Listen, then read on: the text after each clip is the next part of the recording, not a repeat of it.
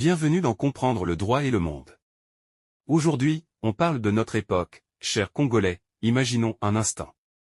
Et si ce qui se passe à l'est de la RDC se passait aux États-Unis?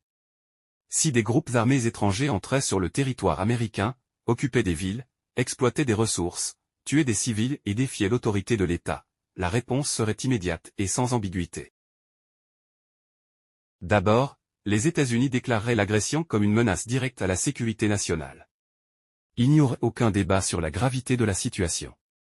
Le territoire national est sacré. Ensuite, il y aurait une réponse militaire ferme et coordonnée. L'armée serait déployée massivement pour reprendre le contrôle du territoire, sécuriser les populations civiles et neutraliser toute présence armée étrangère. La protection des citoyens passerait avant toute autre considération. Troisièmement, les États-Unis activeraient toute leur puissance diplomatique et juridique. L'agression serait portée devant les instances internationales, les alliés seraient mobilisés, et tout État ou acteur soutenant ces groupes armés ferait face à des sanctions politiques, économiques et diplomatiques sévères.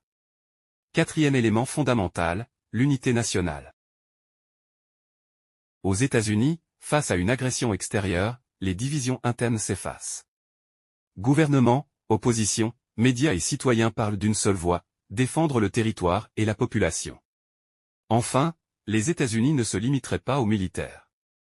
Ils s'attaqueraient aux réseaux de financement, à l'exploitation illégale des ressources, et rétabliraient immédiatement l'administration, la justice et les services publics dans les zones libérées. Alors, chers Congolais, la question n'est pas de comparer les puissances, mais de comprendre un principe universel, un État souverain qui se respecte et défend son territoire, protège sa population et fait respecter son autorité.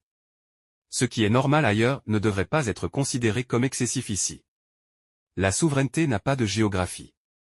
Si cette réflexion te parle, abonne-toi, partage la vidéo, et continuons ensemble à comprendre le droit et le monde.